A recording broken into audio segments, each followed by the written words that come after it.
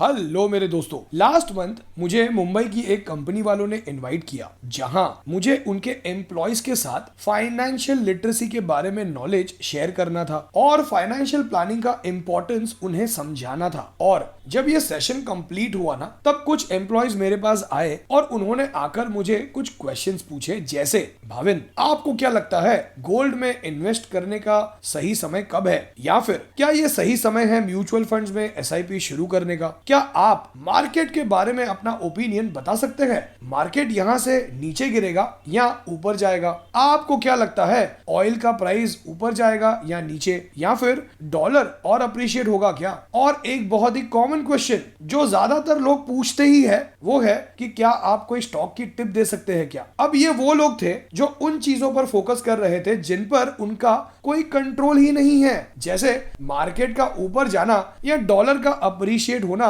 इनके हाथ में नहीं है। लेकिन क्या आपको पता है कि एक इन्वेस्टर वेल्दी कब बनता है? जब वो उन बातों पर फोकस करता है जो उसके कंट्रोल में है। So friends, let's learn from this video how to become rich. और शुरू करें उससे पहले, मैं हूं भाविन, सर्टिफाइड फाइनेंशियल प्लानर, और आप देख रहे हैं YouTube channel the art of wealth building, आपका one point destination to seek an unbiased consultation on personal finance. मेरा ना एक फ्रेंड है जिसका वेट थोड़ा ज्यादा है और पिछले कई सालों से वो कोशिश कर रहा है अपना वेट रिड्यूस करने का। और जब कभी भी हमारी बात होती है ना, तब वो कुछ नया समझाता है मुझे, जैसे मैंने अभी कार्ब्स कम करके प्रोटीन का इंटेक बढ़ा दिया है, या फिर अब मैं दिन में बस इतनी कैलोरीज ही इंटेक करता हूँ। और हर बार मैं ना उससे एक ही सवाल पूछता हूँ कि भाई तेरा वेट कितने किलो से कम हुआ, और उसका एक ही जवाब होता है, भाई अभी काम चालू है। लेकिन सच बात तो ये है दोस्तों कि वो ये सिंपल चीज नहीं समझ पा रहा है कि वेट कम करने के लिए अपनी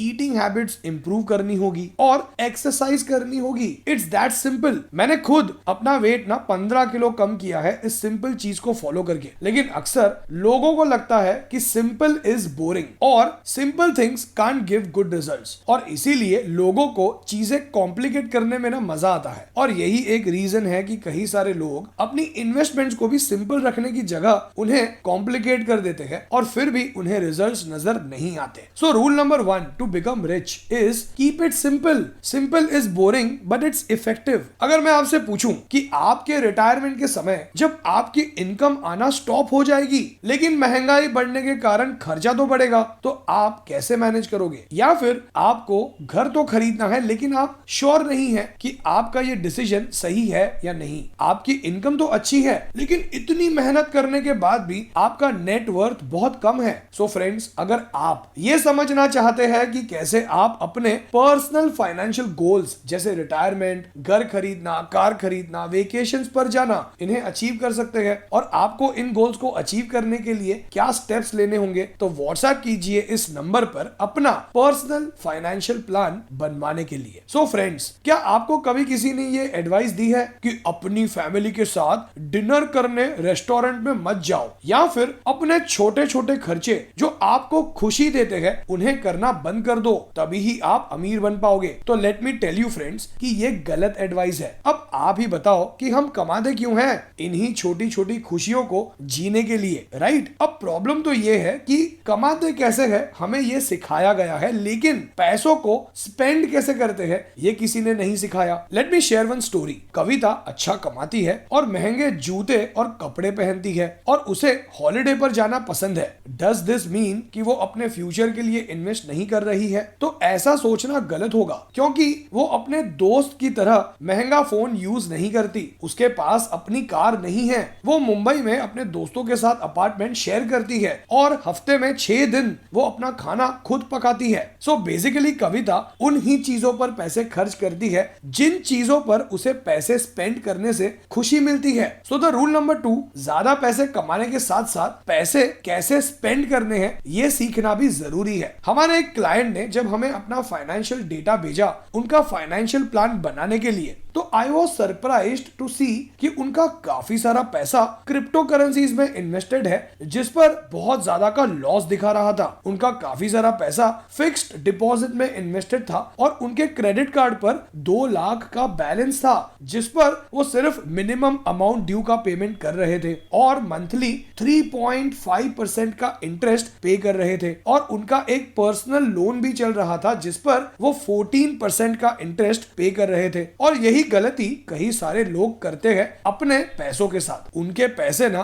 किसी लो रिटर्न जनरेटिंग इन्वेस्टमेंट प्रोडक्ट में इन्वेस्टेड होते हैं, जैसे कि फिक्स्ड डिपॉजिट, लेकिन उनके कई सारे एक्सपेंसिव लोन्स चल रहे होते हैं, जिस पर वो एफडी से ज्यादा का इंटरेस्ट पे कर रहे होते हैं। और उसके अलावा वो गेट रिच क्विक के चक्कर में अपना मेहनत से कमाया हुआ पैसा किसी अनरेगुलेटेड इन्वेस्टमेंट इंस्ट्रूमेंट्स में इन्वेस्ट करते हैं, जैसे कि crypto. So the rule number 3 is to become rich. पहले तो अपने सारे एक्सपेंसिव लोन्स को क्लियर कीजिए, और अगर आपका कोई लोन चल भी रहा है ना, तो वो होम लोन ही होना चाहिए। और बाकी रिस्की इन्वेस्टमेंट इंस्ट्रूमेंट्स में इन्वेस्ट करने से पहले सिंपल इन्वेस्टमेंट्स कीजिए, जैसे कि इंडेक्स फंड्स में इन्वेस्ट कीजिए और अपना फाइनेंशियल प्लान फॉलो कीजिए। सो अगर आप भी अपना पर्सनल फाइनेंशियल प्लान बनवा कर ये समझना चाहते हैं कि कैसे आप अपने पर्सनल फाइनेंशियल गोल्स अचीव कर सकते हैं, तो व्हाट्सएप कीजिए इस नंबर पर अपना पर्सनल फाइनेंशियल प्लान बनवाने के लिए। क्या आप कभी किसी ऐसे इंसान को मिले हैं जो बहुत ज्यादा नॉलेजेबल है, बहुत ज्यादा बुक्स भी पढ़ता है, सबको एडवाइस देता है, लेकिन अनफॉर्चुनेटली वो खुद अभी भी कुछ नहीं कर रहा है?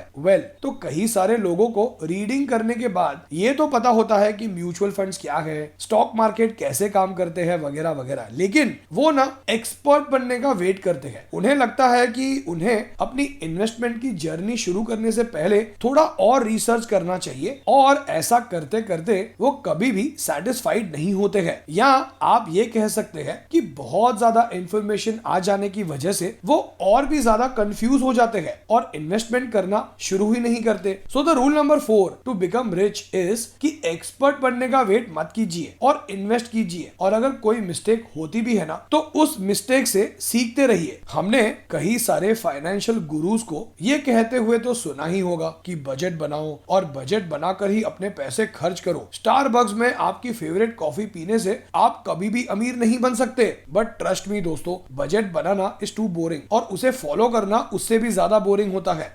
हमें पैसे कैसे बचाने हैं ये समझने से अच्छा हमें ये समझने में अपना टाइम इन्वेस्ट करना चाहिए कि हम कैसे ज्यादा पैसे कमा सकते हैं और पैसों को संभल कर कैसे खर्च करना है, जिसे कॉन्शियस स्पेंडिंग भी कहते हैं। क्या कोई ऐसी स्किल है हम में जिसका इस्तेमाल करके हम किसी की लाइफ में कोई वैल्यू ऐड कर सकते हैं या किसी का कोई प्रॉब्लम सॉल्व कर सकते हैं ज्यादा पैसे कमाने के लिए? अगर हम कॉन्शियस स्पेंडिंग की बात करें तो इसका एक सिंपल रूल है कि अपनी इनकम का 50% फिक्स्ड कॉस्ट होना चाहिए, 30% इन्वेस्टमेंट होना चाहिए, 15% फन मनी होना चाहिए एंड 5% सेल्फ इंप्रूवमेंट और चैरिटी का होना चाहिए। सो the rule number 5 is focus on earning more money and spend consciously. कई सारे लोग ना अक्सर बहाना देते हैं कि क्यों वो पैसे इन्वेस्ट नहीं कर पाते। किसी महीने उनके किसी फ्रेंड का बर्थडे गिफ्ट खरीदने के चक्कर में पैसे नहीं बचते, या फिर कोई अनएक्सपेक्टेड एक्सपेंसेस आ जाने के कारण पैसे खर्च हो जाते हैं। लेकिन वेल्थ अक्यूमुलेट करने का सबसे बड़ा सीक्रेट है पे योरसेल्फ फर्स्ट। आपकी इन्वेस्टमेंट्स ऑटोमेटेड होनी चाहिए। अपने एम्प्लॉयर से कहकर अपना वॉलंटरी प्रोविडेंट फंड का कंट्रीब्यूशन इंक्रीज कर दीजिए, सो दैट सैलरी अकाउंट में क्रेडिट होने से पहले ही पैसे इन्वेस्ट हो जाएंगे और लॉन्ग टर्म में कंपाउंडिंग के कारण वेल्थ क्रिएट हो पाएगी। और डिसिप्लिन होकर अपना फाइनेंशियल प्लान फॉलो कीजिए। हर महीने लमसम अमाउंट मैन्युअली इन्वेस्ट करने से अच्छा अपनी इन्वेस्टमेंट्स को ऑटोमेट कर दीजिए। हो सके ना तो अपनी इन्वेस्टमेंट्स के लिए एक अलग अकाउंट ही मेंटेन कीजिए और सैलरी अकाउंट में क्रेडिट होते ही इन्वेस्टमेंट अकाउंट में इन्वेस्टमेंट की अमाउंट को ट्रांसफर कर दीजिए। सो the rule number 6 is automate your investments, वरना डिसिप्लिन मेंटेन करना पॉसिबल नहीं होगा। कई लोगों को लगता है कि इन्वेस्टमेंट्स करना सिर्फ अमीर लोगों के बस की बात है, लेकिन सिंपल इन्वेस्टमेंट प्लान फॉलो करके कोई भी अपने फाइनेंशियल गोल्स अचीव कर सकता है। फ्रेंड्स, हम हर संडे और थर्सडे आपका पर्सनल फाइनेंस से रिलेटेड नॉलेज बढ़ाने के लिए एक वीडियो अपलोड करते हैं, और अगर आप भी अपने पर्सनल फाइनेंस से रिलेटेड नॉलेज को बढ़ाना चाहते हैं तो चैनल को सब्सक्राइब जरूर कीजिएगा। आप हमारी वेबसाइट theartofwealthbuilding.com पर भी विजिट कर सकते हैं। शेयर कीजिए इस वीडियो को अपने उन फ्रेंड्स के साथ जो फिजूल में अपने पैसे खर्च कर रहे हैं स्टूपिड चीजों पर। एंड फाइनली इस वीडियो को एंड तक देखने के लिए और अपना कीमती समय देने के लिए आपका बहुत बहुत धन्यवाद।